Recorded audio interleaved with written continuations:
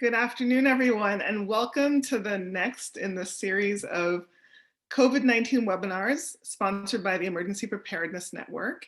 Today, we are going to talk about dealing with social isolation and loneliness among older adults during this pandemic. And we're lucky to have Dr. Alan Abrams as our featured speaker.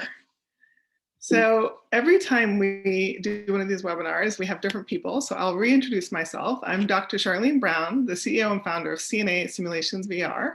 I've been active in the community working in home care and long-term care in Maryland for the last couple of years. And I'm excited to be partnering with MNCA, the Maryland National Capital Home Care Association, and the Maryland Department of Health's Office of Preparedness and Response on creating and supporting this webinar series.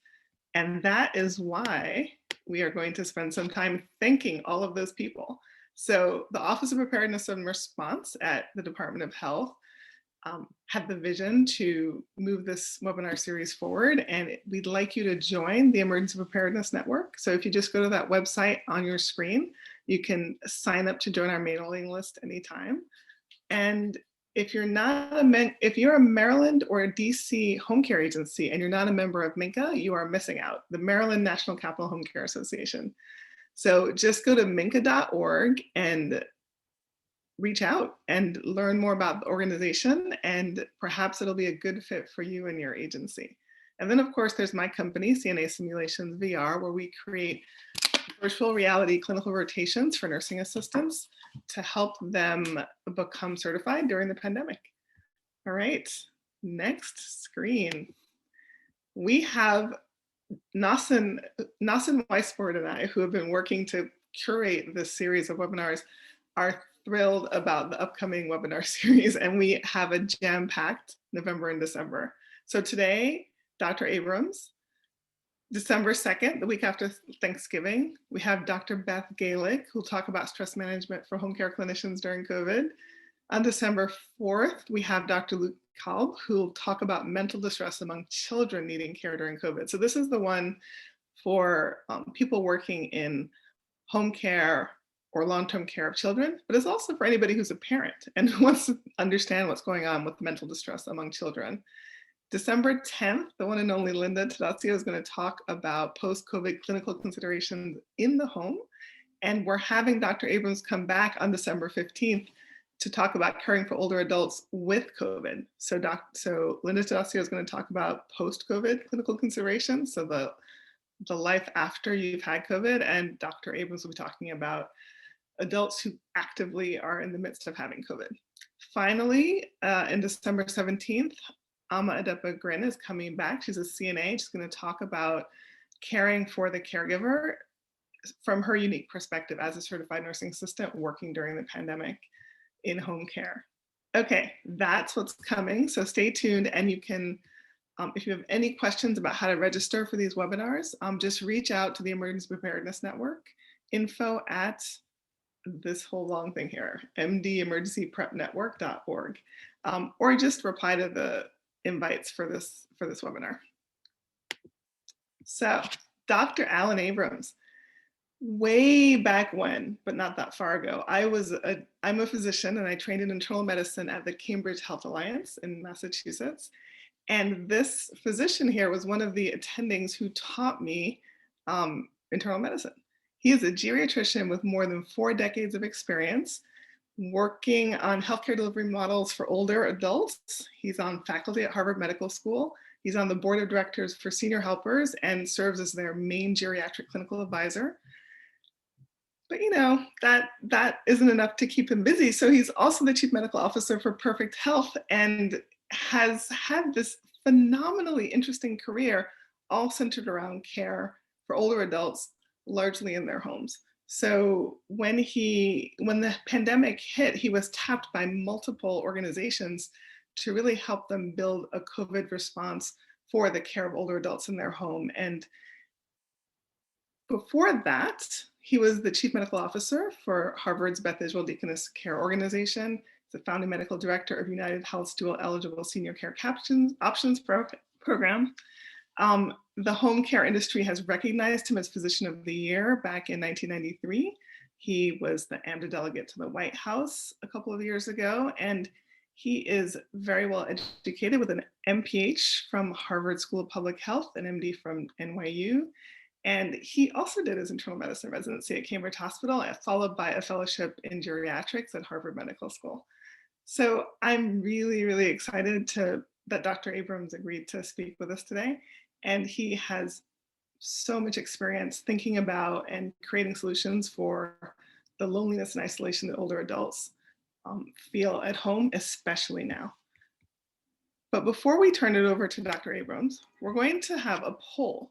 So let's pop this poll up on the screen, Nasim, and we want to understand who's in the audience today. We were excited that we had over 100 people register, and we'd just like to know what your background is that brought you to this webinar. So just take a couple of seconds to see if any of those apply to you.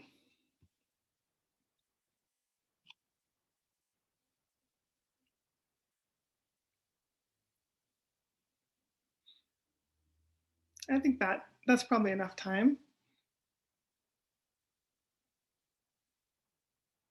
Okay, so mostly administrators and social workers with some nurses, PT, and a minority of PTOT and CNA GNAs.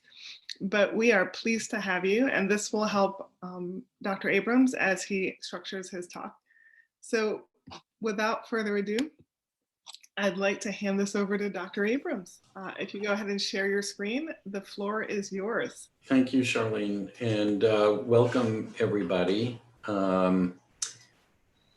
Let me get I have a couple of slides, but I wanted to kind of say an introduction that I thought it was really great to actually be slotted for a second opportunity a couple of weeks from now before anybody has weighed in or evaluated my first foray here. So hopefully this will meet your needs and be an interesting conversation. I did want to say that we're all learning as we go. This is a completely unexpected and new challenge for lots of us. I mean, when was the last time that we had lockdowns and at a time when people were living as long as they live now, and in congregate settings, getting the kinds of supports that many of you who are here today are providing for them. So this is all new, and it's really an iterative process. One of the things that has come to the fore of the many complications and the many and the many elements that the COVID infection and COVID pandemic has brought is that it's actually raised to a much higher level of notice the whole notion of social isolation in older adults and the impact that social isolation has. And it's not to say that social workers and sociologists had not studied this before, but in the full comprehensive setting of medical care, it really didn't get its rightful place at the table until now. So we're going to spend a part of this time talking about some of the issues that I think are important to review, but actually at the end of the day, I'd really like to have this be much more interactive and to spend a lot of time answering your questions. So let's get started. I think the first thing that I wanted to make sure that we all understood is that social isolation, loneliness, and depression all seem to be almost interchangeable, but they're really not. So I just wanted to make sure that we kind of in our minds were able to separate these issues. So social isolation is actually being separated from other people.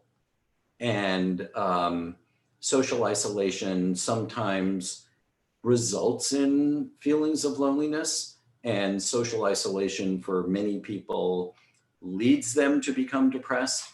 But there are some people who are socially isolated, and that's the way that they live their life, and it hasn't really impacted their function or their being able to be productive or find meaning in their life. So social isolation itself is something that we need to identify, but then we need to look further to see how it's impacting someone's life. Loneliness is something that you can feel even when you're in a room full of people. And I think the most poignant example of that in my life was dropping my daughter off to summer camp for the first time in her life. And for the first couple of days, even though she was surrounded by all of these kids her age and counselors and everything, she kept calling home saying how lonely she was. So obviously she felt that the connection that she had with us and the rest of the family and her other friends and everything was something that created some discomfort and distress for her. And then I want to differentiate it from depression. So many people who are feeling lonely oftentimes wind up having symptoms that puts them over the line and would be characterized as a depression, which is a mental health disorder that is characterized by this down mood. In order for it to be a major depressive episode, it has to last for at least 2 weeks, and it has to result in an impairment in your daily life.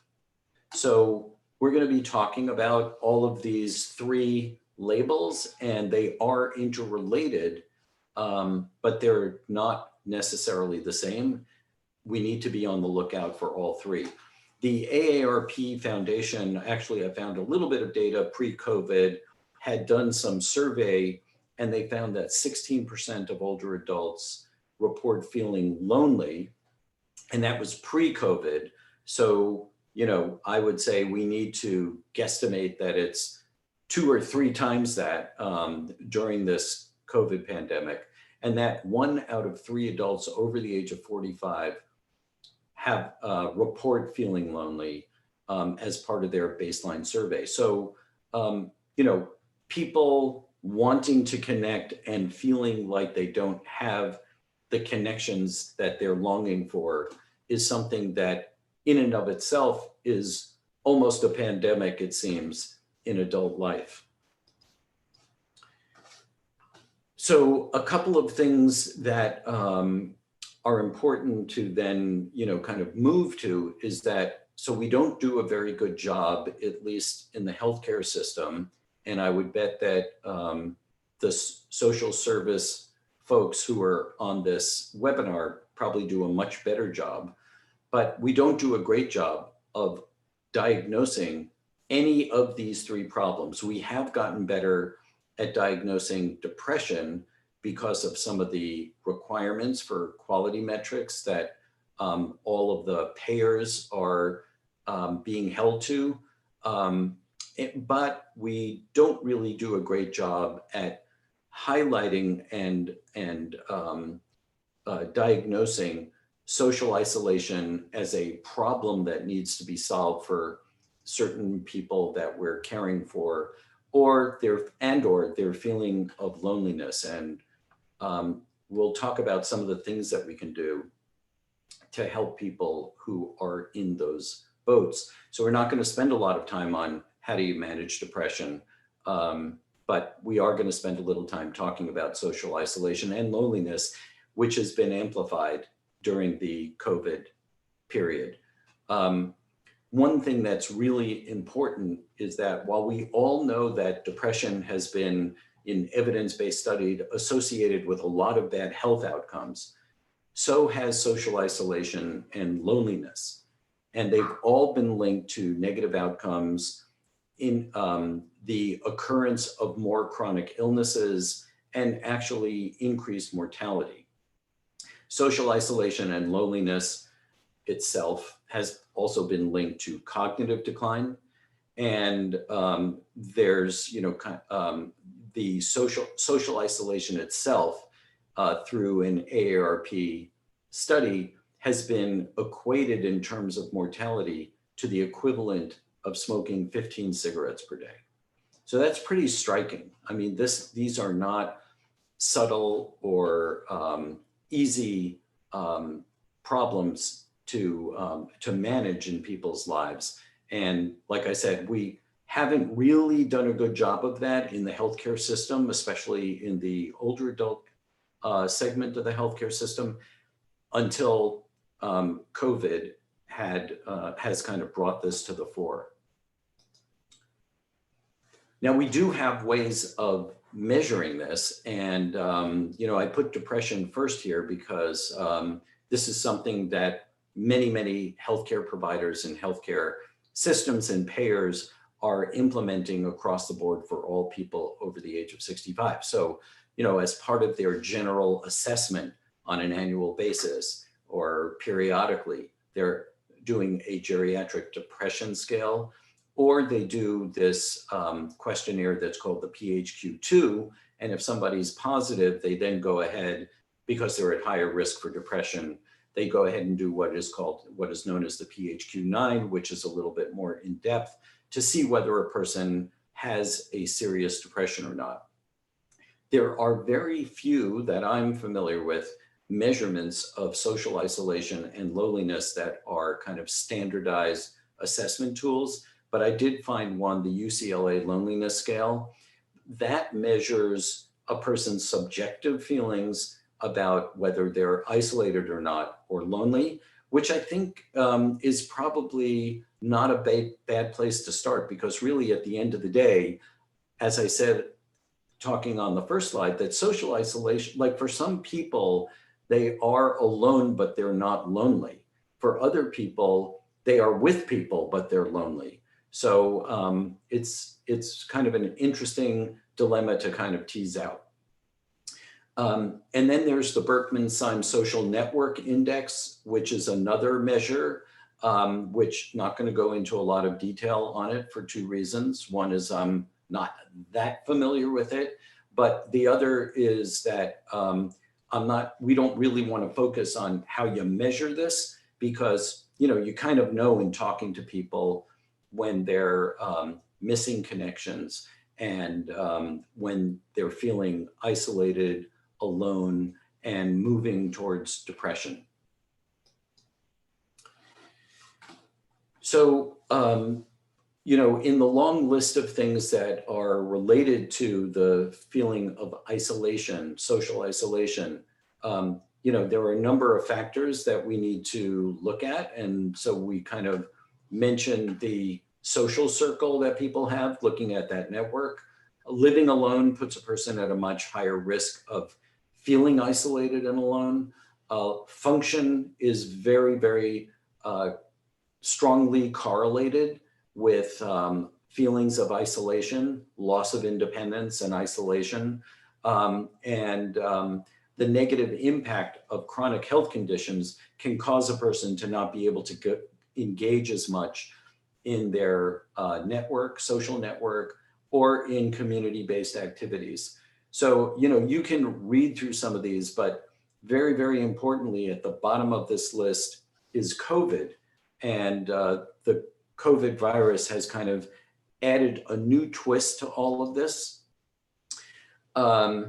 So it's really important to understand and to measure this either in imprecise ways or in more assessment tool kinds of ways for each and every person that we take care of, so that we can try to fix it, because we know that social isolation, loneliness, and depression all lead to worse outcomes from a health and quality of life perspective for older adults. So I wanted to now get to the meat of the matter, really, which is the impact of COVID on loneliness and depression is really, really significant. Obviously, many of you who are in the field of taking care of people in the community, you know that because of COVID-19, that older adults are considered to be in a higher risk for more severe disease. So there's a tremendous amount of fear that they have. So not only do they have fear of getting the disease by staying in touch with the people that give their lives meaning, but they also are afraid of being taken care of by people like us, like all of us, who are trying to come into their homes to combat isolation and loneliness and help them get through their day, because they're afraid that we might be bringing the virus with them.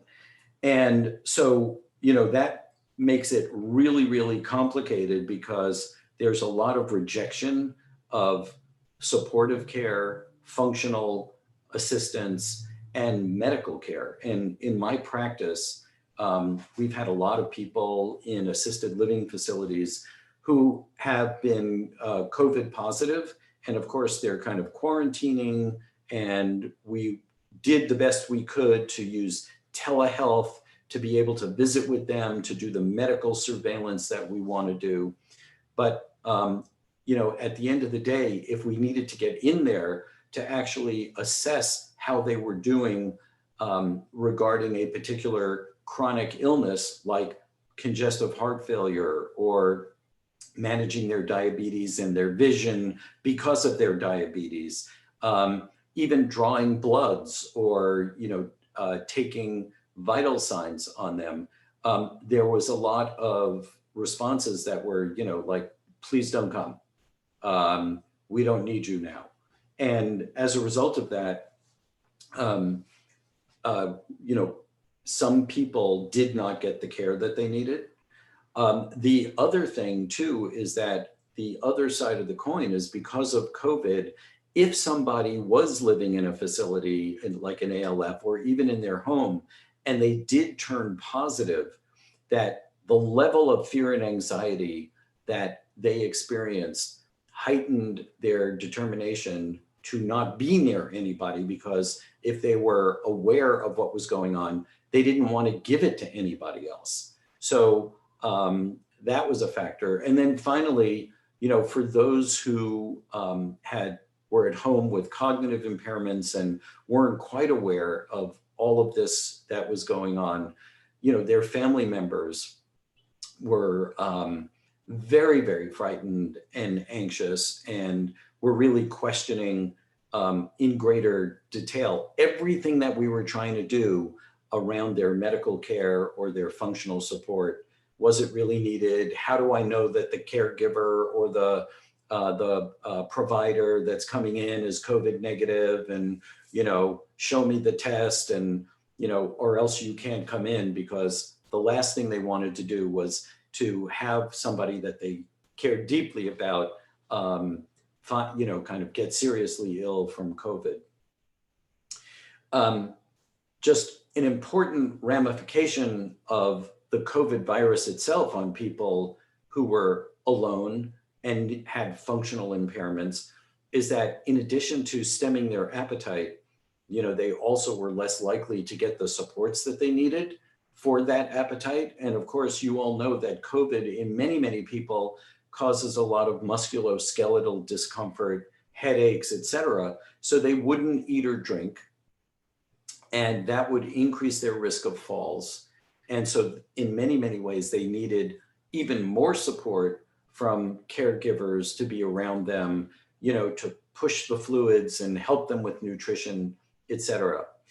And then another thing that was really, really interesting, I can tell you how we kind of solved it in our practice, is that wearing PPE and coming to somebody's home who is in this more anxious and isolated state, and especially if they had cognitive impairment, increase the level of confusion and increase the level of anxiety and fear when we had donned our personal protective equipment, and they couldn't really tell who we were.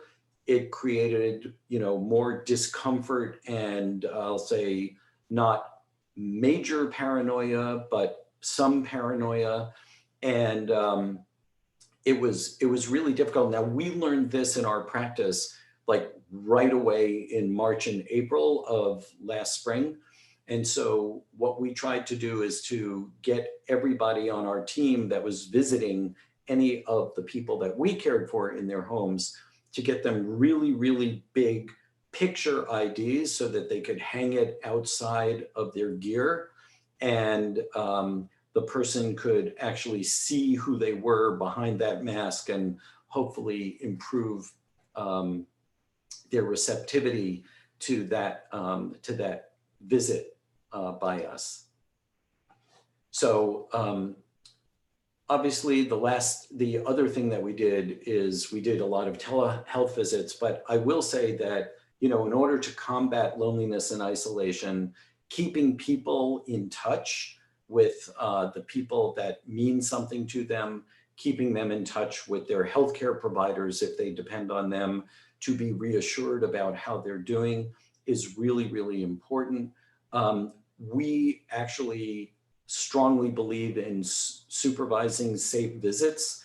And so, unlike some of the pictures that you've seen where somebody's kind of standing outside the first floor nursing home window to have contact with somebody who's in the nursing home, we actually went a step beyond that and would actually encourage grandchildren not to be that close, but maybe to hug their grandparent on the leg and then move away, both with masks on, or sometimes to kind of use a blanket that was going to be immediately washed and have the blanket be between two people who were close to one another and wanting to touch.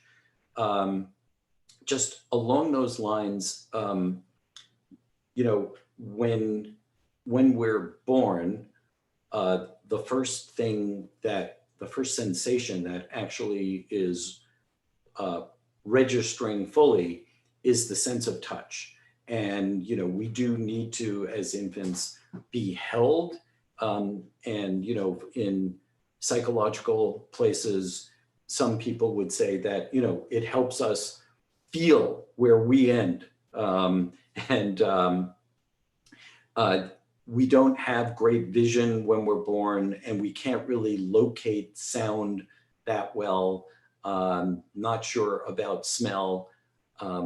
All I can tell you is none of my kids complained when their diapers were full, but I certainly did. And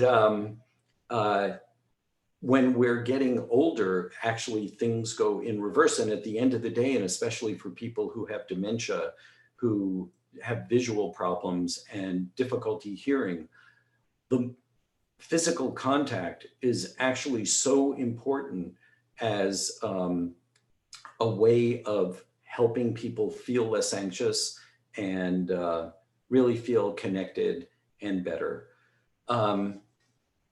One of the other things that we really promote is, especially during this time, is it's so hard for people who are afraid of COVID. And this is not like only for COVID, but it really is important to emphasize these things, that there are people who are losing their sense of who they are, because who they are is really defined by the people that they care about who can come and visit them, the providers that come, and some of the activities that they might engage in with other people. And so, we have felt that it's doubling down on making sure we help people who are older and being, kind of separated by virtue of the fears of COVID, on both the provider side and the patient and family side, to actually start telling their story again and kind of reconfirming who they are, because everybody has a story, and we want to know who they are. We want them to know that by defining that story, it keeps us connected because we really appreciate who they are, kind of in a Mr. Rogers very special way. So with that, I wanted to, I did a video about this very topic over the summer that was funded by the Department of Public Health in Massachusetts and was developed by the Riverside Clinic, which is a behavioral health entity in not-for-profit entity in Massachusetts that provides a lot of behavioral health services across the Commonwealth of Massachusetts. And I wanted to it's a 4-minute video, so I want to beg your indulgence. And some of what's on there will reiterate some of these points that I've been making. So do I have to stop sharing my screen? There we go. So if we could roll that. Yes, Nelson's working on that right now. Okay. And then we'll take questions. We'll have a Q&A after that.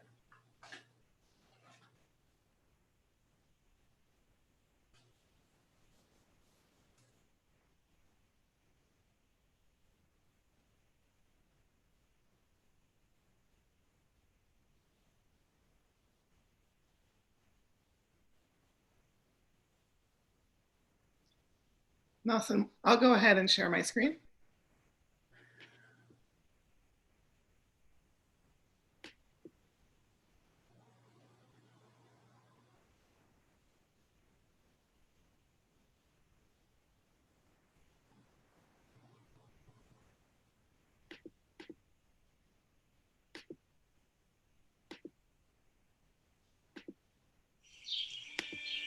Hello, my name is Marlene Kenny. I'm a social worker with Riverside Trauma Center based in Needham, Massachusetts. During the pandemic, a period of incredibly high stress for many of us, one group has remained at highest risk. That's older adults. This incredibly important segment of our community is experiencing fear and anxiety. And Dr. Alan Abram will talk with us about how we can support them and understand what they're going through.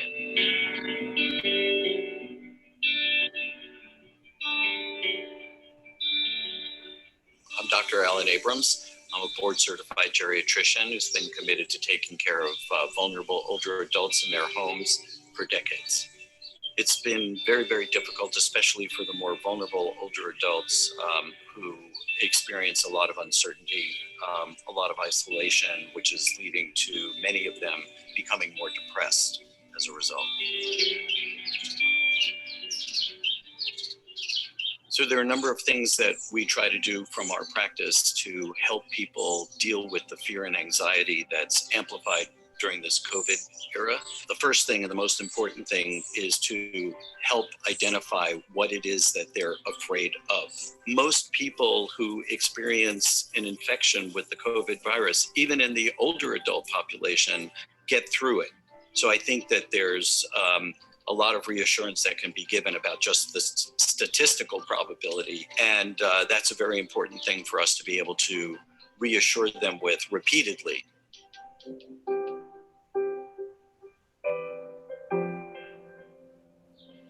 Healthcare workers and caregivers that come into some older adults' home to help them on a regular basis, they both are afraid of getting the virus from one another. So we use both telemedicine and we use regular old-fashioned telephone calls to be able to reach out proactively to the people that we are most concerned about and continue to have ongoing conversations with them.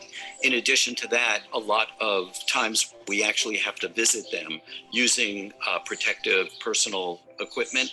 When we have to do that, oftentimes it invokes even more fear.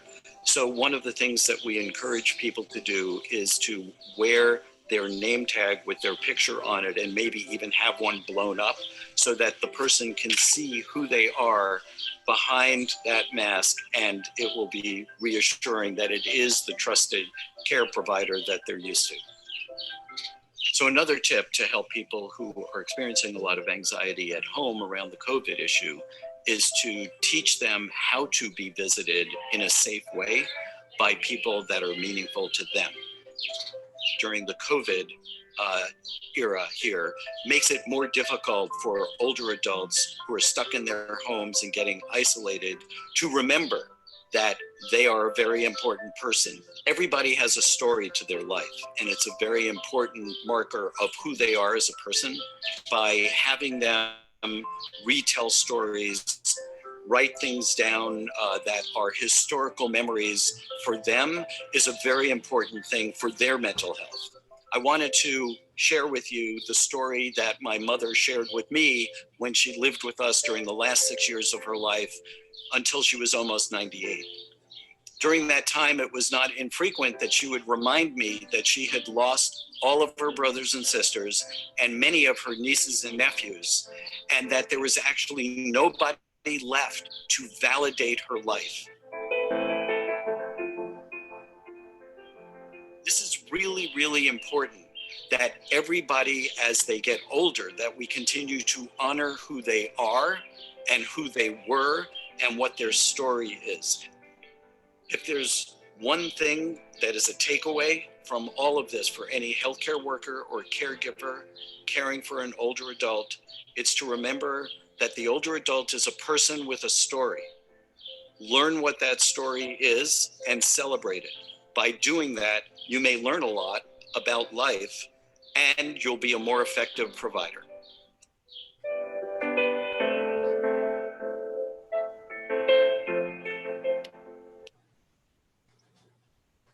Okay. So of course I hate seeing myself like that again, but nevertheless, I think it kind of, I wanted to show that to kind of underscore some of the important points that I was trying to make during the earlier part of the conversation. And I wanted to leave time to have, a significant question and answer period or have people make comments so that you can share your experiences during this unusual and unique time. So would you like people to put them in the chat or be recognized in some way? Yes, if you have questions for Dr. Abrams or comments, just go ahead and put them in the Q&A icon at the bottom of your screen on the far right of the bottom of your Zoom screen.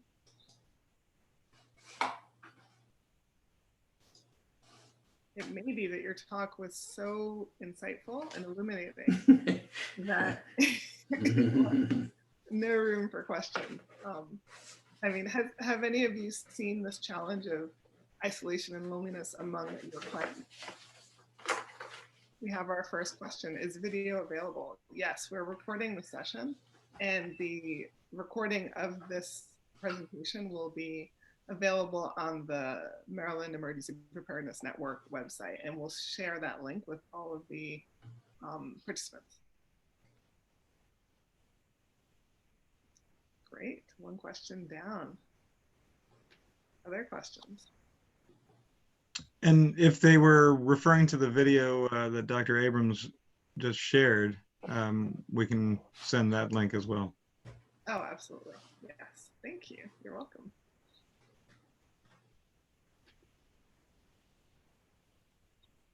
Other thoughts, questions? Here we have one. In our practice, we have noticed acceleration in dementia.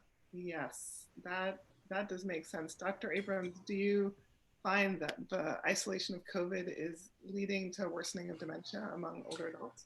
Yeah, well, actually there, not to get too evidence-based about it, I mean, basically the answer is yes, that there actually is an association with the development of cognitive impairment with isolation and loneliness. And so, if there's anything that could be preventative, it would be to try to break the cycle of isolation and loneliness. And as I was saying, it's really thinking about, on the very human level for each individual person, how can we get them connected to things that are meaningful to them which will reduce their anxiety, reduce their tendency towards, moving across that spectrum into a depressive episode, and help maintain their vitality and alertness and cognitive sharpness. So, all of these things, I'm sure, I did want to say as a disclaimer, I am not a psychologist, a psychiatrist, I'm a geriatrician, but we do take care of the whole person. So, these aspects of things are just as important as getting, laboratory data on what their kidney function is from the point of view of our team and the work that we do. Dr. Abrams, we have 4 questions that have come in that period. The first one is from Catherine. I work with a hospice agency and help on the bereavement support side of our services. And yes, she's seeing grief exacerbated, widows and widowers especially. Yeah, I think that, one of the things that is really, really difficult about this virus and this period of time is that, people can really take a turn for the worse. They could get the virus, they can take a turn for the worse, like very, very quickly, especially that kind of has been repeated in the older population, especially people who have chronic illnesses and are older. And I think that it is a real challenge to, be able to help support people going through a bereavement process, because it comes on rather suddenly. On the other hand, I would say that whatever we do to help people, which I'm not sure that the medical side of the system really, I'm actually going to say it a different way. The medical side of the system is not really good at helping people with grief. I don't think they really understand it. I don't think they understand how people go through the different phases of grief and how they come out on the other end. And when grief becomes a pathological condition that actually needs more serious, kind of medical psychiatric treatment, I just don't think they're very good at it. But I think all of the things that we try to do to help people is really important. And I just wanted to make one other comment to the person who asked that question, is that, I think anticipatory grief is kind of a term. I don't know if that's a term that other people have used, but, I would say that one thing that our society as a whole is not really great about is that people understanding that life is not forever and helping us work, spiritually and philosophically to be able to kind of accept, the path that we're on is an important anticipatory kind of grief support that I think more creative people than I really can work on. And it's even more important, I think, during this period of time where, somebody can catch the COVID virus and then, take a turn for the worse, while otherwise they were doing really great, just a few days ago. So hope that's helpful. Dr. Abrams, we have a couple of questions that are related to each other, and so I'm going to combine them. So we have, we have some comments that underscore the importance of the power of listening. And then there's some questions about connecting with patients in the context of the pandemic. So first, do you really think phone calls are nearly as effective as face-to-face visits? And second, for some, it's been very difficult to connect with patients when required to wear masks and gloves. During the video, some caregivers were holding people's hands. Do you think there's a difference in skin-to-skin touch, or would it be better to use gloves, to not use gloves for a brief period and then immediately use Purell and wash, put your gloves back on? This idea of how to communicate with older adults while wearing PPE is challenging. And so if you could talk to that, as well as the power or lack of power of phone calls as a substitute. Mm-hmm.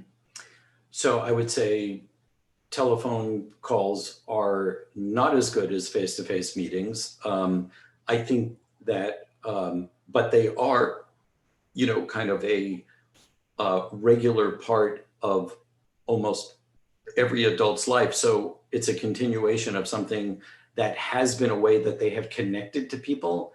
And so, we try to make proactive phone calls to people, especially the ones who don't have good social supports themselves naturally, and, get friendly with them, and try to be as close to being part of their network and family as possible, in spite of the fact that we're the healthcare providers. And we do, like I said, proactive telephone calls. We did find that our providers, which would be the people who do the face-to-face visits, the social workers are probably in third place because they do a lot of assessments on the phone anyway, but the RN care managers that we have and the nurse practitioners and physicians, that they actually found that by early June, that they really needed to get out and see people face to face, even though there were, risks to doing that. They actually started doing it.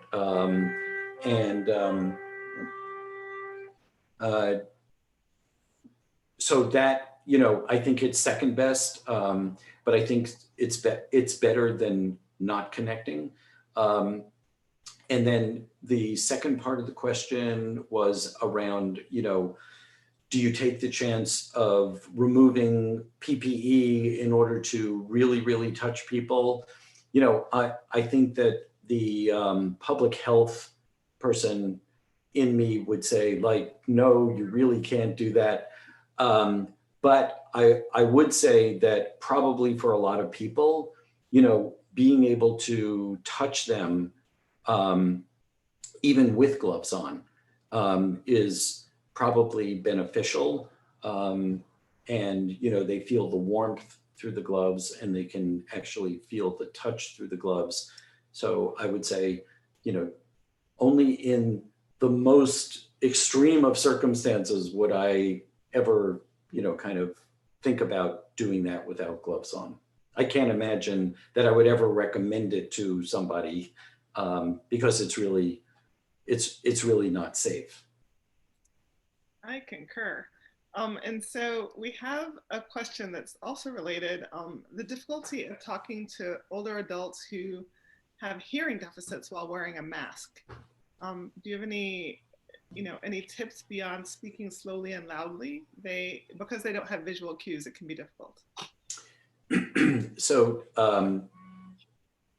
if you can bring with you a little amplifier that you can kind of connect up to their ears, kind of like these things that I'm wearing, but they're connected to a little amplifier box, you can probably, without shouting at them from behind your mask, help them hear what you're saying better. I don't know whether, you could probably get that to work in the other direction as well, if need be. So I hope that helps. We do have, I know one of our providers actually does bring one of those sound amplifiers. It's like less than the size of a cigarette box, a pack, and runs on AAA batteries. Okay. There are two related questions from Marianne and Lynn. Marianne's noticed a functional decline in clients as well as feelings of loneliness, sadness, and depression. They're using tech to see their clients, phone calls, cards in the mail, window visits, and they're really searching for ways to stay connected. At the same time, Lynn, who works in hospice, are saying that while patients and families regularly talk about the stress of COVID isolation and fear of catching the virus, a few of the families have said they think the isolation of COVID has contributed to the patient's rapid cognitive decline since March. And so we have two questions that are both about cognitive decline and searching for new ways to stay connected. These are really, really challenging situations for sure. I would say to the first element of the question, that, to let us not forget that older adults who, especially those that are not totally functionally independent, while they're kind of isolated and lonely, that they very likely are not eating and drinking as well as they should. And of course, that's going to make them feel even worse. And it also, so it's really important to be encouraging them from a nutritional perspective to kind of, and help them get that nutritional resource every day into them. And of course, being able to have a meal with somebody is such an incredible connecting activity that if they can do that, even at a social distance with somebody that comes into their home to help them with eating and drinking and so forth, that would be maybe something to add to everything else that you're trying to do. The other part of the question had to do with, people being more cognitively impaired as they get more isolated, and the decline being more accelerated by the fact that they're isolated, either by virtue of having virus or by virtue of trying to prevent getting virus.